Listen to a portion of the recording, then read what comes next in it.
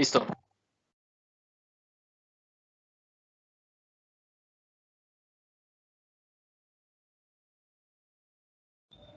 Puedo iniciar, doctor.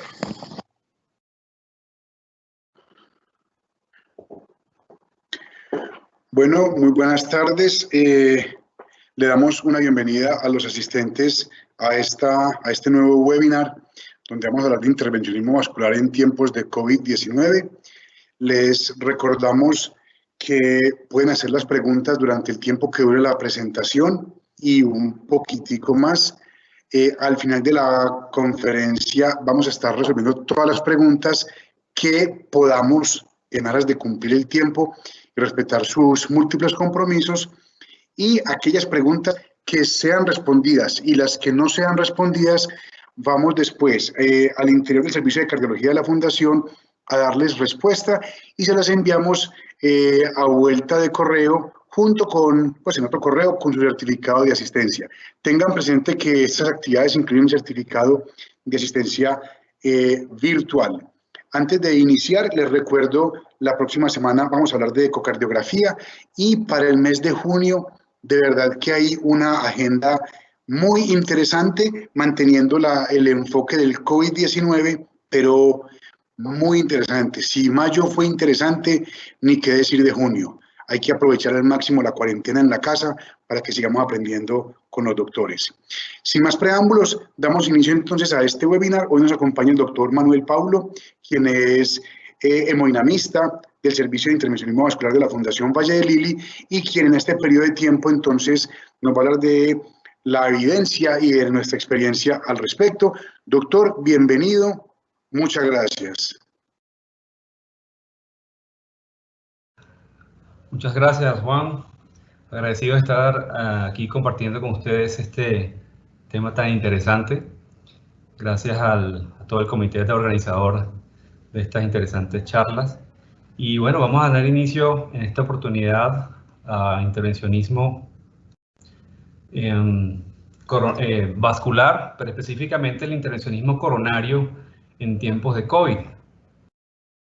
Estos son los temas, los tópicos que vamos a tratar durante la conferencia. Y aquí tenemos el protagonista. Este es el virus, el SARS-CoV-2, el que crea o el que produce la enfermedad COVID-19 o la enfermedad por coronavirus 2019, siendo a finales de 2019 donde se describió por primera vez. La hipótesis más aceptada, es un virus que se originó porque el transmisor es un murciélago, de allí pasó a un mamífero que es el pangolín de Malasia y de allí al humano, provocando esto que vemos ahorita. Estos son datos desde las 4:30 de la tarde, donde ya van casi 5 millones de casos confirmados a nivel mundial, más de 300.000 muertes y 188 países afectados. Una gran pandemia del COVID-19 y esta es nuestra situación en Colombia para el último reporte, donde van casi 17.000 afectados con 600 muertes. Esto, por supuesto, esta gran pandemia ha provocado que se reorganice el sistema de salud y ha provocado o ha tenido un alto impacto en las salas de hospitalización, servicios de urgencia, emergencia, las UCI, todo lo relacionado con los equipos de protección personal y todo lo relacionado con el personal de salud, médico, paramédico, personal administrativo, que ha tenido un gran impacto, que lo hemos visto en Europa y lo estamos teniendo actualmente en América. Ya hablando de síndrome coronario agudo, ahí les comparto esta diapositiva muy interesante, donde esta es en España, donde se ve que la reducción de los casos de intervencionismo, de procedimientos tanto diagnósticos como intervención y de procedimientos estructurales han disminuido de una forma dramática. Vean cómo los procedimientos estructurales han disminuido un 81% desde que comenzó la epidemia. Los procedimientos diagnósticos también más del 50%, los procedimientos de intervencionismo también cerca del 50%.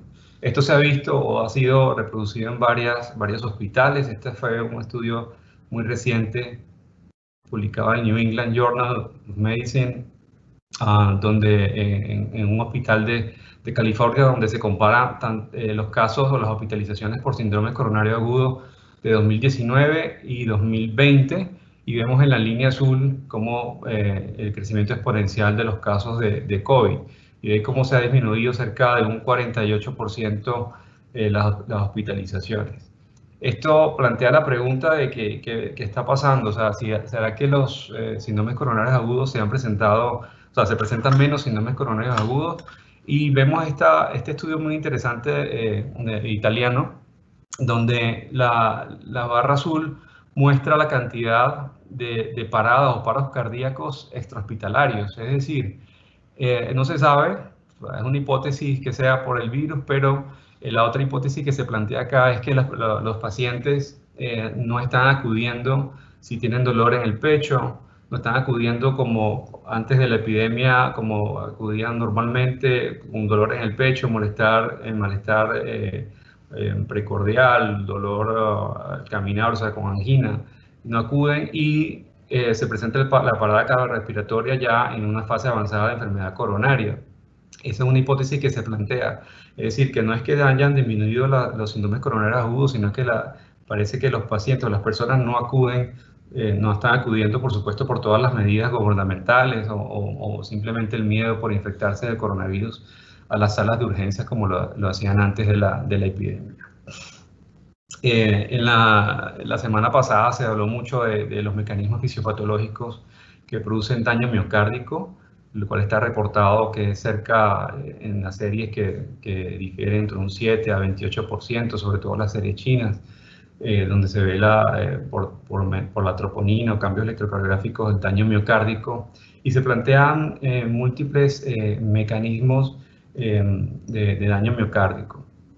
Muy importante saber que el daño miocárdico ocurre más que todo en pacientes ancianos y pacientes que tienen ya factores de riesgo cardiovascular o antecedentes de cardiovasculares, principalmente hipertensión arterial, diabetes, o que hayan tenido antecedentes de enfermedad coronaria, insuficiencia renal crónica, y enfermedad pulmonar obstructiva crónica. O sea que si un paciente tiene estos factores de riesgo cardiovascular, son los pacientes, se ha visto en esta serie china, que son los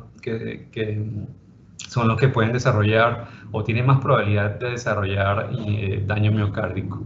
Y por supuesto, esto tiene mucha importancia porque, como ven acá, la presencia o tener daño miocárdico o no tiene una alta diferencia y un alto impacto en la mortalidad. O sea, los pacientes que desarrollan daño miocárdico tienen mayor mortalidad que los que no desarrollan daño miocárdico. O sea, que los de acá arriba, los que no desarrollan daño miocárdico son los pacientes que se han recuperado en la mayoría de los casos. Se han planteado entonces, para resumir, mecanismos directos del virus, tanto por los receptores, por la enzima convertidora de angiotensina 2 que se encuentra en el miocardio. Se han encontrado micro y macrotrombos. También una hipótesis es que se crea una vasculitis.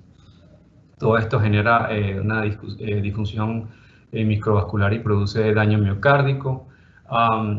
Otro mecanismo es un estado hiperinflamatorio, ya observado por el aumento tan importante de interleuquinas, de factor de necrosis tumoral, citoquinas, y que pueden producir la cardiomiopatía por estrés o síndrome de Takotsubo. Aquí tenemos un reporte muy reciente de un paciente de 78 años que ingresó por dolor torácico. Aquí ven el electrocardiograma que muestra cómo hay trastorno de repolarización en la pared anterior, algo de elevación en V2. A este paciente se le realizó la arteriografía coronaria y no se observaron obstrucciones coronarias. Esta es la arteria descendente anterior, donde no hay obstrucciones coronarias. Y cuando se realizó el ventriculograma se observó la imagen típica del Takotsubo, que es el abalonamiento apical. ¿okay? Que solamente se contraen las regiones basales y medias del ventrículo y no se contraen las regiones medio apicales. Aquí se ve la radiografía que muestra un infiltrado infeccioso allí. Este paciente, la evolución fue buena, como la mayoría de los Takotsubo evoluciona y los cambios electrocardiográficos regresan casi en su totalidad. Mecanismos que también son muy importantes, sobre todo por los pacientes, la principal falla o una de las principales manifestaciones del COVID son las neumonías con hipoxia. Y eso crea un desbalance entre la oferta y demanda de oxígeno que puede ser potencialmente puede ser una causa de daño miocárdico, sobre todo si tiene enfermedad coronaria subyacente. Y el mecanismo donde se ocasiona ruptura de placas también, sobre todo por el estado inflamatorio. Ya he visto muchos estudios donde la presencia de factor de necrosis tumoral alfa, interleuquina, pueden debilitar, pueden ocasionar disrupción de la íntima y provocar exposición de los factores agregantes atrayentes de plaquetas y quimiotácticos para formación de trombos y atracción de plaquetas y formación de trombos y con ello la oclusión del vaso. Esto se ha demostrado también no solamente con coronavirus, que se ha demostrado, sino que se ha visto en epidemias de influenza, en brotes de influenza, donde aumentan los síndromes coronarios agudos a más del 30%. Y con respecto a este estado, que es digamos una patología que vemos cada vez con más frecuencia, es la disección coronaria espontánea. Este es un caso de un paciente que estaba hospitalizado por COVID, aquí ven la radiografía. Este fue el electro basal y durante la hospitalización, unos días después, se desarrolló dolor torácico, descompensación hemodinámica, hipoxemia. Le tomaron este electro, donde se puede observar en la pared anterior la presencia de ondas Q con elevación del ST, también en la pared inferior se puede observar elevación del ST. Este paciente fue llevado a la sala de hemodinamia. Esta es una arteriografía donde ven aquí en el ramo obtuso marginal. Aquí se ve una imagen de doble luz. Esta es una imagen altamente sugerente de disección coronaria espontánea, al igual de la arteria descendente anterior. Aquí se ve también otra lesión que parece disección coronaria espontánea. Este paciente, como la mayoría de los pacientes con disección coronaria espontánea, evoluciona muy bien con tratamiento médico conservador, sí, no tienen angina recurrente, y el paciente sí evolucionó bien, por supuesto, y este fue un paciente joven de 39 años. Y con respecto a las rupturas de placa y la formación de trombosis coronaria, ya que es bien sabido ya que se sabe que en el COVID hay un estado protrombótico donde los anticoagulantes y los antitrombóticos juegan un papel muy importante. Este fue un paciente que ingresó a la sala de urgencias con elevación del ST. Elevación del ST y se observó en la coronariografía trombos coronarios. Aquí se ve la arteria coronaria derecha, este es el catéter, se ve la arteria coronaria derecha donde se ve aquí un defecto, que son trombos en el tercio medio, y en la arteria descendente anterior también se ve aquí una imagen que ven blanquita acá, este es otro trombo coronario. Aquí se hicieron una técnica de intravascular que es la tomografía de coherencia óptica, que es ver el vaso por dentro con un catéter. Esa es la técnica con infrarrojo. Y aquí se ve el vaso y se ve el trombo intraluminal acá. Este es en la arteria descendente anterior. Aquí se ve muy claro, unas imágenes muy bonitas de tomografía de coherencia óptica. Este paciente fue tratado porque tenía una placa residual en la coronaria derecha. Y se fue el stent, se le colocó stent. Aquí se ve trombosis, migración de trombos distales. La arteria descendente anterior, bueno, también se hizo aspiración de trombos y la arteria descendente anterior también se le hizo aspiración de trombos y se dejó con manejo médico, con muy buena evolución. Los marcadores de daño miocárdico, sobre todo la troponina, me voy a referir más específicamente a troponina, ya otros marcadores de pronóstico como dímero D, ferritina, se ha hablado muy ampliamente, pero la troponina es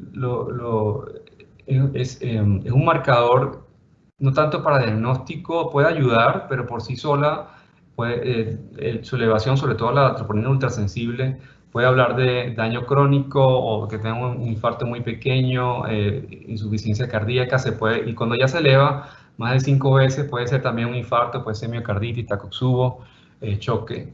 Y lo que se sabe es que a mayor cantidad o de mayor elevación de troponina, el pronóstico del paciente es peor o tiene relación con mortalidad. Son los pacientes que sí están más graves.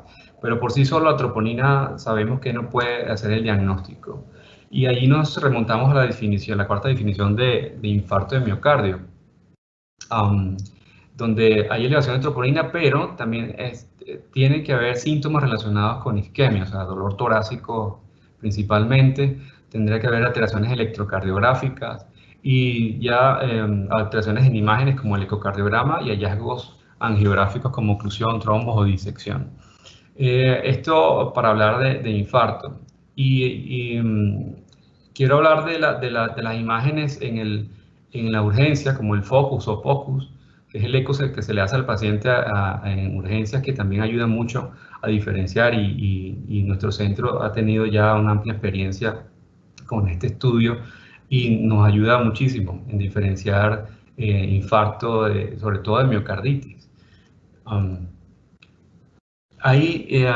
Con respecto a esto, hay series que aunque el paciente tenga elevación del ST, hay también miocarditis que pueden ser, no solamente hay miocarditis que tengan afectación global del ventrículo, hay miocarditis que son segmentarias y son las que más se confunden, por supuesto, con un infarto. Y fíjense esta serie italiana con 28 pacientes con elevación del ST, 25 de ellos con elevación del ST y 3 con bloqueo de rama izquierda nuevo, donde se le, mediante los factores de riesgo cardiovascular. Y a todos se le hizo angiografía y miren este número, del 40% de estos pacientes no tuvieron una enfermedad coronaria obstructiva. Es decir, que aunque tengamos alta sospecha de infarto en pacientes con COVID, el 40%, eso se reprodujo en otra serie de Estados Unidos, donde más del 30% no tenían lesiones coronarias obstructivas. Quiere decir que a veces, en muchos casos, va a ser muy difícil diferenciar miocarditis de infarto de miocardio. Cosas que nos pueden ayudar, o elementos que nos pueden ayudar, el ecocardiograma, donde se ven cambios difusos en varias paredes, o sea, no localiza, no segmenta la alteración, se ve mucha inversión de onda T, nos pueden ayudar las imágenes como el ecocardiograma y sobre todo aquí la resonancia, donde se ve realce tardío en la pared inferior. Pero el diagnóstico en primera instancia, el diagnóstico de urgencia, en muchos casos es bien difícil. Este fue un caso de hoy, la llamada de hoy en la mañana, un paciente de 30 años, joven, tenía 2 días con diarrea, escalofríos, y presentó el día de ayer, en la noche, dolor torácico opresivo. Este fue el electro.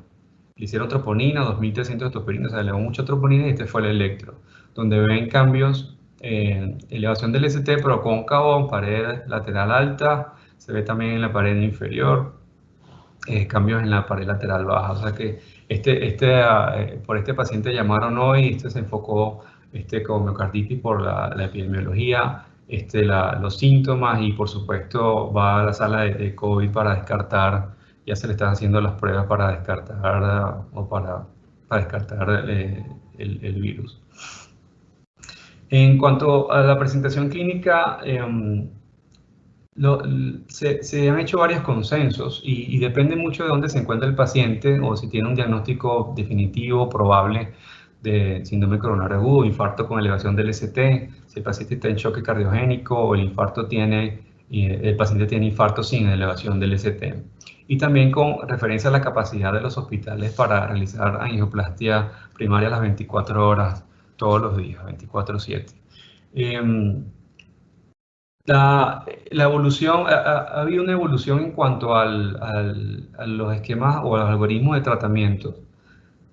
En primera instancia, en China, cuando se comenzaron a hacer esos algoritmos por la cantidad, por la cantidad de pacientes que que hubo al principio de esta epidemia, los hospitales, por supuesto, muy colapsados, había la tendencia de usar más trombolisis que angioplastia, sobre todo por el miedo de contaminación del personal y de propagación de la enfermedad. Sin embargo, esto ha evolucionado porque se sabe que el restablecimiento normal del flujo es muy superior con la angioplastia primaria. La trombolisis tiene riesgo de hemorragias fatales. Los fallos de reperfusión son alrededor del 30-40%. Puede haber isquemia recurrente y ya sabe que puede haber prolongación de la estancia hospitalaria. Además, como vimos en esas series que presenté, se puede encontrar hasta un 40% de pacientes con enfermedad no obstructiva, o sea, no obstructiva. El razonamiento de esto es que los pacientes con trombolisis, la mayoría tienen, o sea, por las guías de práctica de infarto, hay que llevarlos a una estrategia invasiva temprana, porque quedan placas, quedan trombos y el flujo no se restablece de una forma muy adecuada. Por lo tanto, hacer trombolisis puede provocar el aumento de complicaciones y prolongación de estancia hospitalaria. Es por eso que ha habido una evolución. Ha habido una evolución de los algoritmos de trabajo y ahorita la angioplastia primaria cobra mucha importancia. Fíjense que en casos de COVID positivo, este es un algoritmo norteamericano, donde pacientes positivos y síntomas consistentes con infarto con elevación del ST, le dan importancia al POCUS, que es el ecocardiograma de urgencia, el point of care ultrasound, y se confirma angioplastia primaria. Si el paciente tiene posible sospecha, se lleva angioplastia primaria. Sobre esos casos que son como con síntomas atípicos, con electrocardiogramas que no son diagnósticos, un ecocardiograma que también hay dudas que apunte más a miocarditis, allí se puede establecer trabajos como estratificación no invasiva por medio de tomografía u otra técnica no invasiva. Pero el mensaje es que en cuanto se pueda es realizar angioplastia primaria. Esta tabla resume el tratamiento cuando hay pacientes con infarto con elevación del ST. En pacientes si tienen servicio de cateterismo disponible, angioplastia primaria. Si el retraso, y eso también lo apoyan las guías colombianas de infarto con respecto al COVID, si el paciente se va a retardar entre el inicio del contacto médico a que se le haga el cateterismo o el balón, o el tiempo puerta-balón o puerta-cruce de guía, más de 120 minutos, se prefiere fibrinolisis, sobre todo si los síntomas son en las primeras 3 horas. Y algo muy importante y otra cosa de lo que se ha hablado últimamente es que tomando en cuenta los retrasos que pueden haber tanto con el equipo, con los diagnósticos, se está planteando que alcanzar los tiempos de puerta a balón de 90 minutos o 120 minutos a veces se hace más complicado y posiblemente tengamos que ser más flexibles en este tiempo y dar unos 30 o 60 minutos o más, pero todavía eso está, digamos, no se ha definido muy bien, aunque en estas guías ya dicen algo de un retraso de 60 minutos. Igual si el paciente se presenta al hospital y si el paciente, por supuesto, está hospitalizado y está hospitalizado en un centro donde se haga angioplastia primaria, se prefiere angioplastia primaria sobre trombolisis, pero no está contraindicado pues trombolisis, salvo las contraindicaciones absolutas. Un algoritmo de la Sociedad Colombiana de Hemodinamia, donde en resumen lo que dice es eso, o sea, los pacientes, si tienen un retraso de más de 120 minutos, los pacientes tienen que ir a trombolisis o fibrinolisis. Si no, se prefiere angioplastia primaria. Es importante saber que todos los pacientes de sospecha de coronavirus o pacientes que vienen con síndrome coronario agudo con elevación del ST, se tratan como sospechosos de coronavirus, por lo tanto hay que tomar las medidas pertinentes de protección que la vamos a ver ahora. Con respecto a síndrome coronario agudo sin elevación del ST, tiene que ver la estratificación del riesgo. Si un paciente de muy alto riesgo, con estos parámetros, estos ítems que vemos acá, si tiene estabilidad hemodinámica o eléctrica, falla cardíaca, muy alto riesgo, hay que hacerle una estrategia invasiva temprana, así como el infarto con elevación del ST. Ya si el paciente es de alto riesgo, riesgo intermedio o bajo riesgo, allí, como la estratificación puede hacerse de 24, 48 horas hasta 72 horas, prefiere por supuesto 48 horas, da tiempo de hacer las pruebas. En nuestro centro hacemos pruebas que son de resultados rápidos, sin embargo, por la cantidad de reactivos se hacen varias veces al día por pool de pacientes, por los reactivos, pero no tarda más de 12 horas en salir el resultado, dando oportunidad de que se pueda hacer la estratificación del paciente y tomar, por supuesto, todas las medidas, si es positivo, todas las medidas de precaución, aunque sabemos que la sensibilidad de esta prueba PCR, que es el aspirado nasofaringeo, tiene una sensibilidad del 60-65%. Si el paciente tiene riesgo intermedio o bajo riesgo y tiene COVID positivo, allí también se puede dar la oportunidad de establecer test no invasivos como la angiotomografía coronaria, que si está disponible. El algoritmo del colegio de hemodinamia, que más o menos que se adapta a lo que estaba comentando. Y el laboratorio de hemodinamia va a tener sus características, por supuesto, y recomendaciones en cuanto al manejo, sobre todo antes que el paciente llegue. Por ejemplo, si el paciente tiene alto riesgo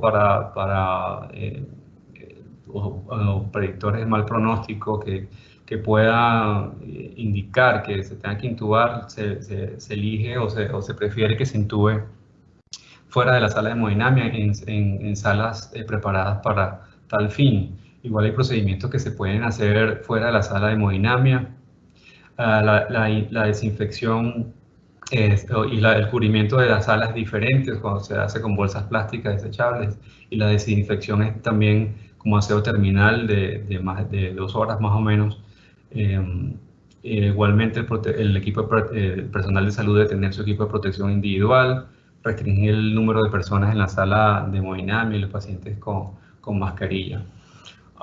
El doctor César Hernández del Colegio Colombiano de Hemodinamia me facilitó nos compartió esta diapositiva, y que ya está aprobada por el Colegio de Infectología de Colombia, donde se ve cómo es la manera adecuada de vestirse, ¿okay? Después de colocarse los protectores, polainas, mascarillas, la mascarilla de la N95, después la mascarilla sobre la N95, unas caperuzas que también nos llegaron, también la careta facial, gafas de protección, el lavado quirúrgico de manos, la bata antifluidos y 2 pares de guantes, todo esto con supervisión de una persona que esté allí al lado del médico, el personal, para comprobar que todo salga muy bien.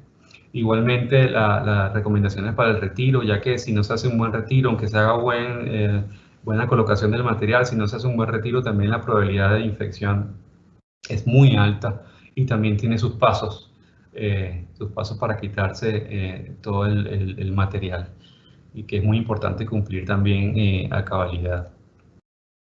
Y algunas palabras sobre el tratamiento antitrombótico y anticoagulante en síndrome coronario agudo. Básicamente utilizamos las guías de síndrome coronario agudo, utilizamos prasugrel, ticagrelor, clopidogrel. Sin embargo, y con los anticoagulantes también no tienen variaciones. Sin embargo, hay unas acotaciones en cuanto al tratamiento que se le indica al paciente. Por ejemplo, si el paciente con COVID va a recibir lopinavir y ritonavir, no se recomienda utilizar ticagrelor porque se potencia el efecto de ticagrelor y pueden haber complicaciones hemorrágicas. Y el clopidogrel reduce el efecto. Igualmente estos dos fármacos, igualmente se reduce el efecto y pueden haber complicaciones trombóticas. Actualmente con los tratamientos parece Remdesivir uno que está teniendo mejores resultados, pero todavía esto, y aunque esto son datos con experiencia muy limitada, pero son las recomendaciones con respecto a los anticoagulantes plaquetarios.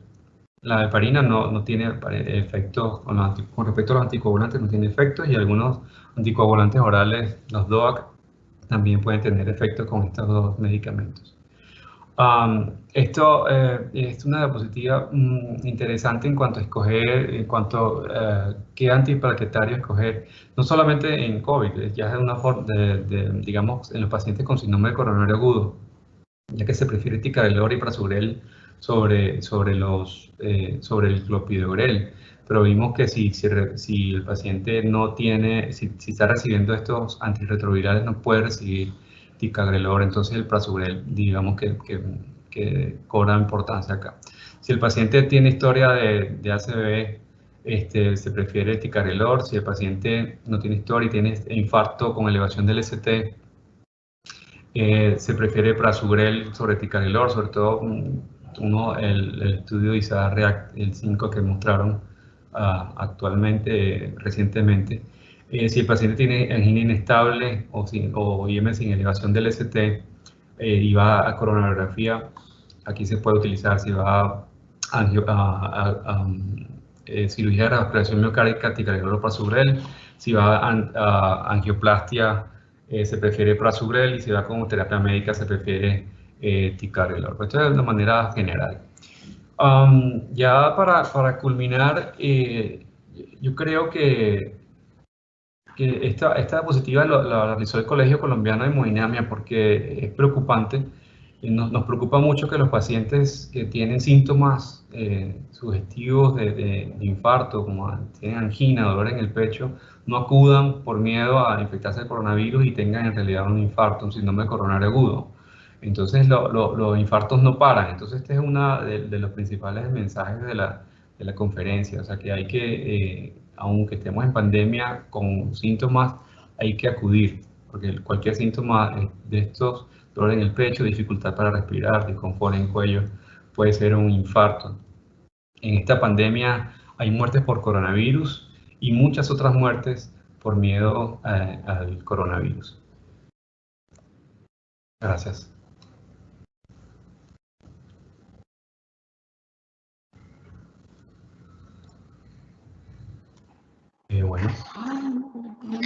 Bueno, doctor, muchísimas gracias. Excelente conferencia. Queda abierto el espacio para preguntas. Nosotros dejamos un espacio, pues depende, cuando terminemos, depende cómo nos vaya, para responder alguna otra pregunta que recibamos y enviarla al correo. Cristian, ¿está viendo fútbol virtual? Bueno, la primera pregunta es del doctor Julián Darío Ñáñez, desde Popayán, y él habla sobre cierta evidencia que hay en referencia al uso de colchicina en síndrome coronario agudo. ¿Podría haber un rol potencial de la colchicina en pacientes con lesión miocárdica aguda asociada a COVID? ¿Considera que puede haber cabida para su uso en esta población? No conozco estudios de colchicina en COVID. Lo que se han hecho son en pacientes sin COVID, y si tienen un factor, digamos, incluso nosotros estamos haciendo un protocolo con colchicina, pero no conozco datos sobre colchicina. Si hablamos hipotéticamente y con respecto al potencial antiinflamatorio de la misma, podría haber cabida, pero no lo puedo decir. Sí, porque no conozco datos de reportes con este medicamento. Les recuerdo que la presentación, para los que quieran repasarla, por los excelentes comentarios que hay y demás, y compartirla. También la pueden encontrar después en el Facebook de la institución. Ya enseguida les envío el link. Doctor, otra pregunta. Dada la alta susceptibilidad trombogénica de estos pacientes infectados por COVID-19, ¿qué tan beneficioso es tratar a estos pacientes con anticoagulantes para disminuir el riesgo de eventos coronarios? Sí, como dije en estas diapositivas, el tratamiento de síndrome coronario agudo, digamos que básicamente es el mismo que pacientes con COVID y sin COVID. Por supuesto, el COVID, por tener un rol muy importante en la producción de trombos o tener factores, o tener ese papel muy importante en la trombogenicidad, el tratamiento anticoagulante tiene que estar, tiene indicación. Cuando se ven las guías de manejo de síndrome coronario agudo, el anticoagulante es uno de los pilares principales para el tratamiento de estos pacientes. Lo que sí, que probablemente un paciente con COVID y síndrome coronario agudo, la prolongación de la anticoagulación, eso sí es lo que se debe valorar. O sea, se usa por tener síndrome coronario agudo, pero lo que hay que valorar es, ya dependiendo de otros factores como dímero D, ferritina, etcétera, es la prolongación de la anticoagulación, o saber si tiene indicación para prolongar la anticoagulación, pero sí está perfectamente indicado y se debe utilizar. Y ya en el contexto fuera del síndrome coronario, los marcadores que menciona el doctor Paulo indican si el paciente debe recibir durante la estancia hospitalaria tromboprofilaxis o anticoagulación. Doctor, un mensaje, y esto sí es exclusivamente de su campo, del doctor Luis Arturo Vargas Hernández, desde Guanajuato, México. Lo felicita, lo saluda y habla de que usted evidentemente mencionó el uso de tomografía de coherencia óptica intravascular. La pregunta sería, ¿cuál es la utilidad para distinguir entre erosión y ruptura de placa y su correlación con el cuadro clínico, bien sea infarto con o sin elevación del ST? La tomografía de coherencia óptica, como vieron la imagen, son unas imágenes espectaculares del vaso. El papel, incluso con la tomografía de coherencia óptica, es difícil diferenciar de erosión de ruptura de placa, porque cuando se tiene un síndrome coronario agudo, se ve el trombo. Hay pacientes que tienen, que se le puede ver ruptura de placa, pero que sea el mecanismo subyacente, es difícil verlo. Se han visto las imágenes, más rupturas que erosión de placa, pero cuando hay un síndrome coronario agudo, repito, es el trombo que se ve en la luz del vaso. La tomografía de coherencia óptica actualmente tiene mucha utilidad, tiene mucha más resolución que el IBUS, y por ejemplo en casos de que lo veo muy importante es diferenciar si hay una ruptura o erosión de placa de una disección coronaria espontánea, por ejemplo, porque ahí el tratamiento sí puede variar.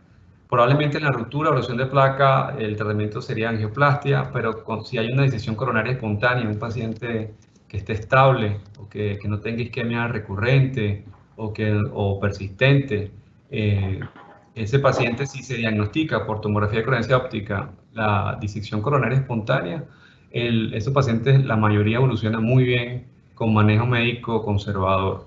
En ese caso sí sería muy importante la tomografía, incluso mucho mejor que el IBUS, porque la resolución es mucho mayor.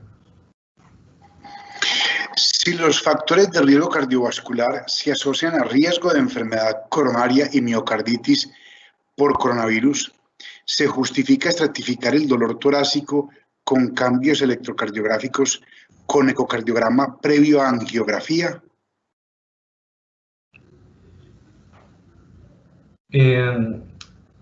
Yo creo que el contexto del paciente es lo que nos va a servir de primer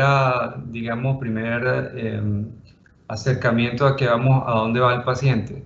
Si el paciente tiene factores de riesgo cardiovascular, si por ejemplo un paciente como el que mostré el caso, un paciente de 30 años con antecedentes de diarrea, y que no tiene factores de riesgo con estas alteraciones electrocardiográficas, se basa en miocarditis. Si un paciente diabético ya mayor, hipertenso, falla renal, que tiene esos factores de riesgo suman, entonces el paciente, la probabilidad que tenga enfermedad coronaria es mucho mayor. El ecocardiograma, ya específicamente en COVID, nos puede ayudar, sin embargo no es definitivo, porque también hay que tomar en cuenta la experticia del que lo hace, y también que a veces la ventana ecocardiográfica no es suficientemente para ver cambios segmentarios de la contractilidad. O sea que tampoco es un método que puede ayudar a diferenciar, pero en conclusión son el conjunto de factores que ayudan a tomar la decisión. Cuando un paciente de bajo riesgo intermedio, si el paciente se puede beneficiar, el paciente tendría indicado hacerle estratificación no invasiva. Si un paciente ya de alto riesgo, entonces ya la estratificación invasiva es la que cobra mayor importancia. Correcto. Y lo que pregunta, en el contexto de lo que dice el doctor Paulo, hablan de un paciente con factores de riesgo cardiovascular.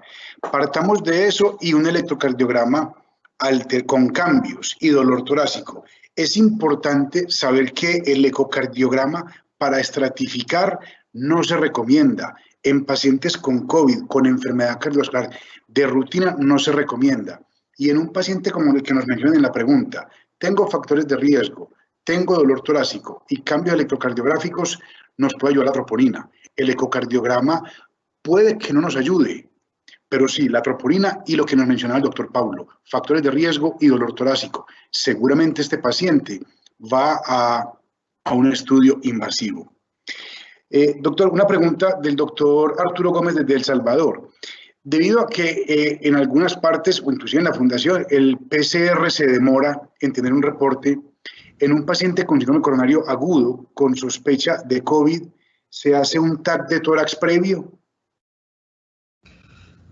Ese es un tema que se ha discutido, pero actualmente no se recomienda hacer una tomografía de tórax para saber si el paciente tiene o no COVID. El paciente tiene que, como dijimos en el algoritmo, paciente con dolor torácico, ahí se ve el ecocardiograma que tiene, y si el paciente tiene un síndrome coronario agudo, entonces ya ahí se ve la forma de estratificar. Pero no está estipulado realizar antes de, por ejemplo, hacer un paciente que tenga un infarto, antes de hacer un infarto sin elevación del ST, antes de pasar a la sala de hemodinamia, hacer una tomografía de tórax, no está estipulado en los algoritmos actuales de tratamiento. Y otra pregunta que hace el doctor Gómez es que en pacientes en quienes se encuentra una enfermedad coronaria multivaso, obviamente con COVID, ¿hacen revascularización completa o diferida? Sí, una de las recomendaciones de revascularización en pacientes con COVID es tratar de exponer lo menos posible al personal, al paciente. Entonces, si es posible, se debe tratar de hacer la revascularización completa, o por lo menos en los vasos más críticos.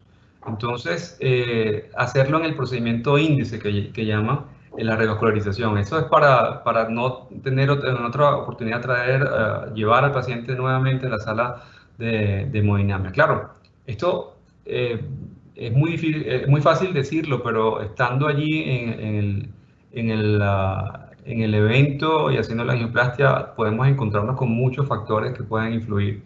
Por ejemplo, tiempo de procedimiento, cantidad de medios de contraste, dosis de radiación, la complejidad de las lesiones. Puede ser que no sea, pueden ser que estemos tratando lesiones muy técnicamente no tan difíciles, pero también podemos estar en la presencia de enfermedad muy compleja. Entonces son factores que se toman en cuenta para tomar decisiones. Habrá casos que no se podrá hacer la revascularización completa y tendremos que llevarlo nuevamente a la sala de hemodinamia, pero la recomendación general es en lo posible tratar de hacer la revascularización completa. Con respecto a medicamentos antitrombóticos, siendo asintomático coronario, ¿pueden tener beneficio profiláctico en este tipo de pacientes? ¿En la etapa crónica, ya en la casa o qué? Asumo que sí, porque hablan pacientes asintomáticos coronarios. Digamos que es pacientes con enfermedad coronaria crónica, que el uso de estos medicamentos antitrombóticos pueda servir para profilaxis de la infección por COVID o de la severidad. No hay No, evidencia. no conozco que sea profiláctico, no creo, o sea, no creo que sea profiláctico. El paciente que tiene indicación para antitrombótico a largo plazo simplemente se le da, la mayoría de los pacientes de nosotros tienen aspirina o ácido acetilsalicílico y esa es la indicación, pero por enfermedad coronaria, pero que tenga algún efecto profiláctico para el SARS-CoV, no. ¿Cuál sería el anticoagulante ideal en pacientes que cursan con flujo muy lento e imágenes sugestivas de trombo intracoronario?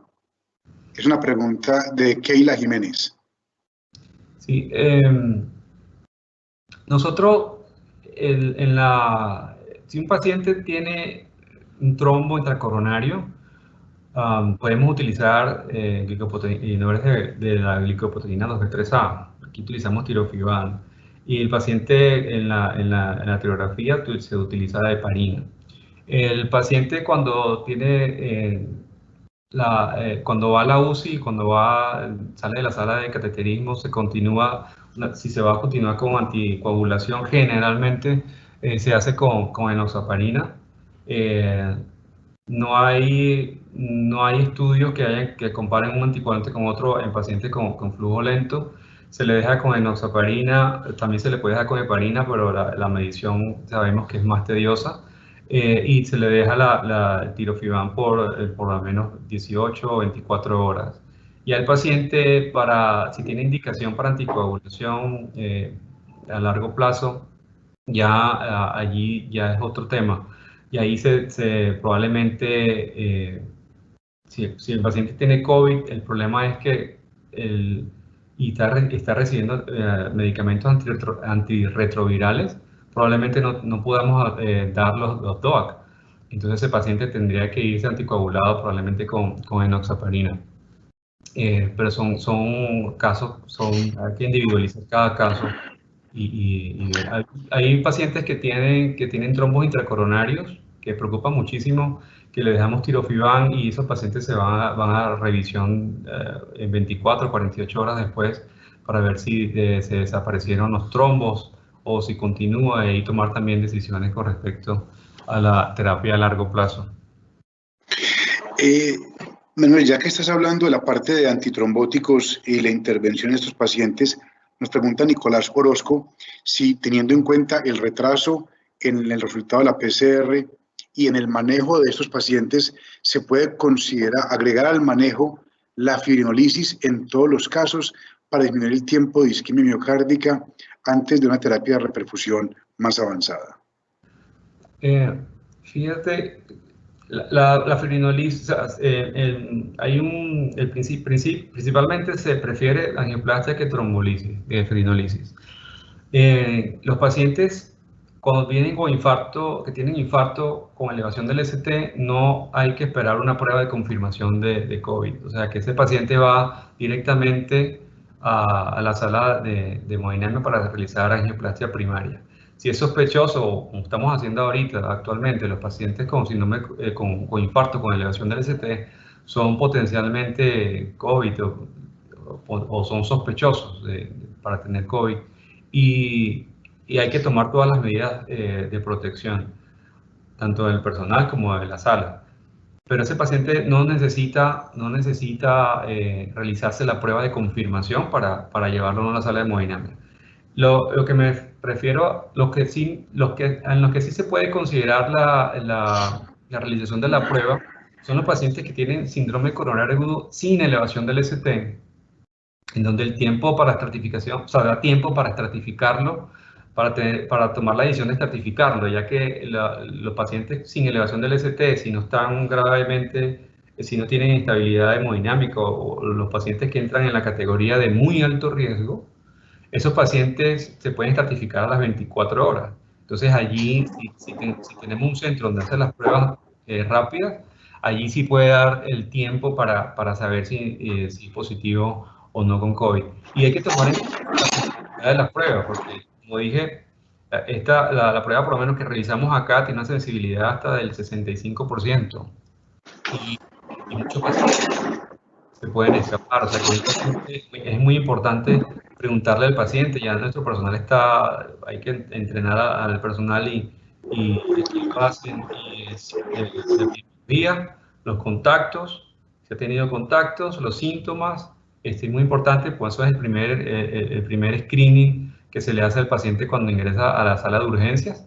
Y allí con eso ya se ve, y los demás parámetros se ve la sospecha de COVID. Entonces es muy importante la epidemiología, los síntomas y ahí tomar la decisión. Pero cuando hay síndrome coronario agudo con elevación del ST, o sea, infarto con elevación del ST, no es necesario realizar la prueba. Ese paciente va para angioplastia primaria. Si se va a tardar más el paciente en llegar a un sitio para realizar la angioplastia primaria, más de 120 minutos, sí, a ese paciente habría que pensar muy seriamente en realizar trombolisis, porque sí se va a beneficiar definitivamente, y sobre todo si el paciente tiene menos de 3 horas del inicio de los síntomas.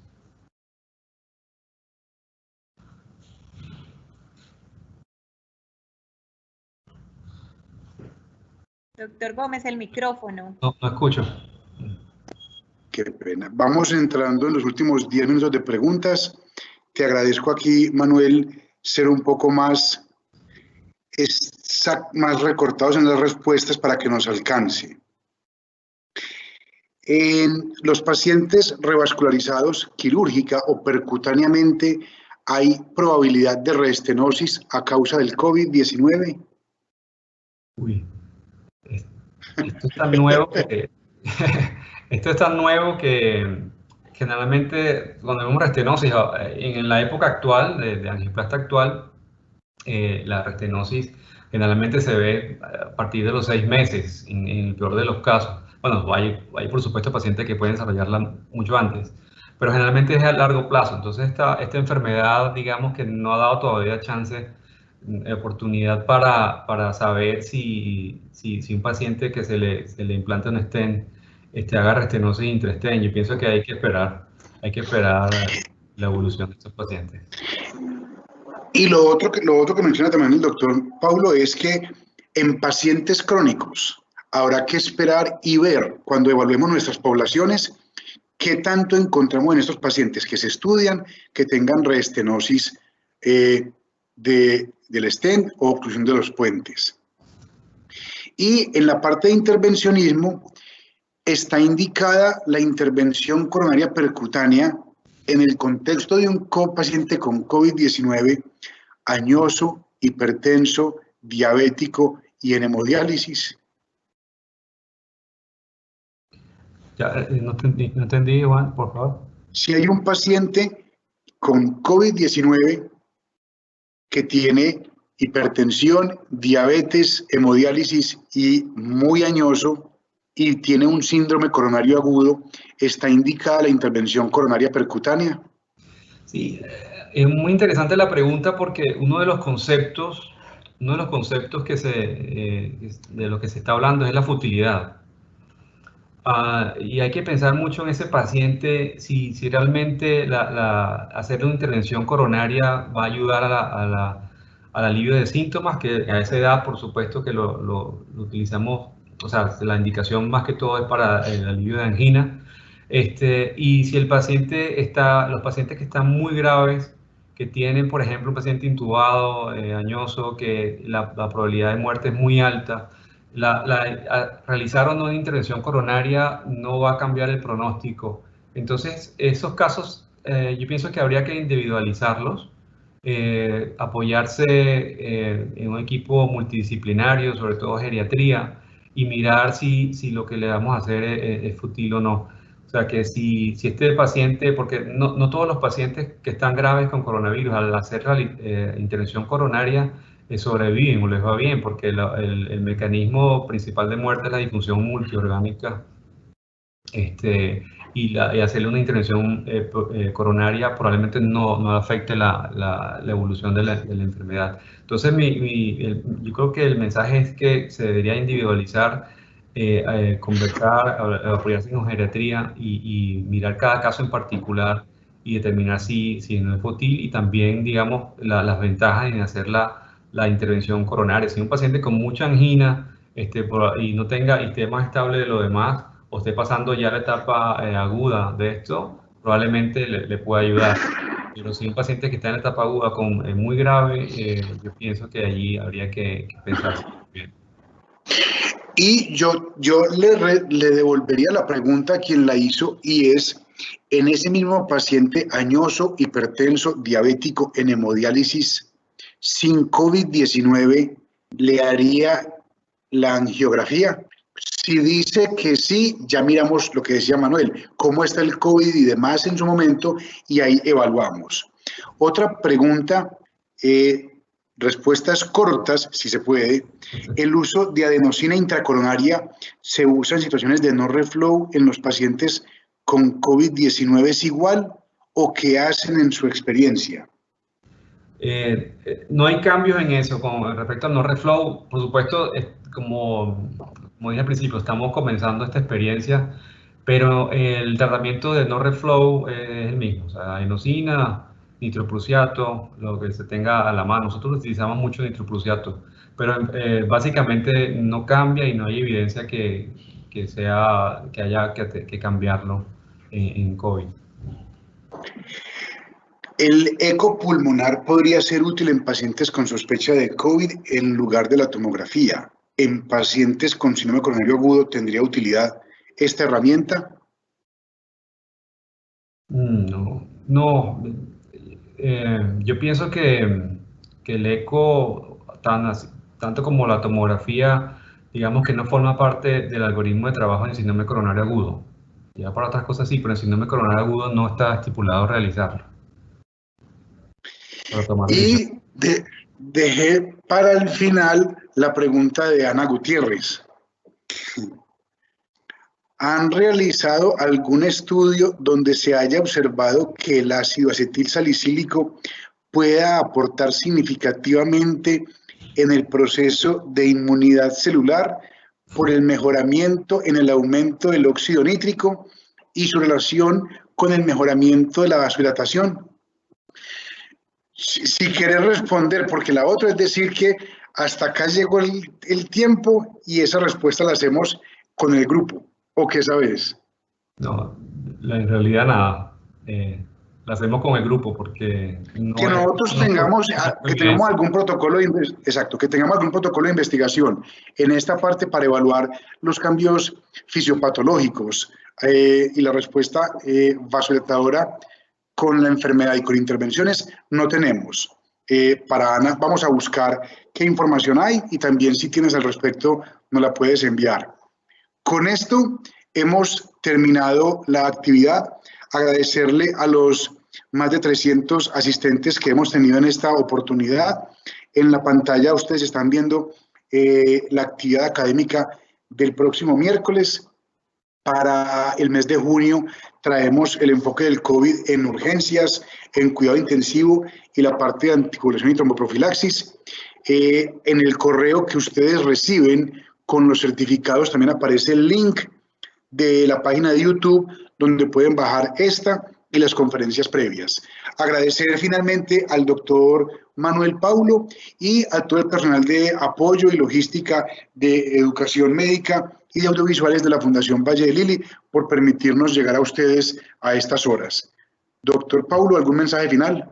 Bueno, muchas gracias a todos los participantes por permitirnos este espacio y dar mensajes tan importantes que pueden ser positivos para nuestra práctica médica y ayudarnos un poco en la atención de nuestros pacientes. Muchas gracias a todos, muchas gracias al comité organizador y bueno, no se pierdan la próxima, que va a estar excelente con nuestro doctor Carlos Vega. Buenas noches. Que estén muy bien, muy buenas noches. Que disfruten con seguridad en familia y en sus trabajos.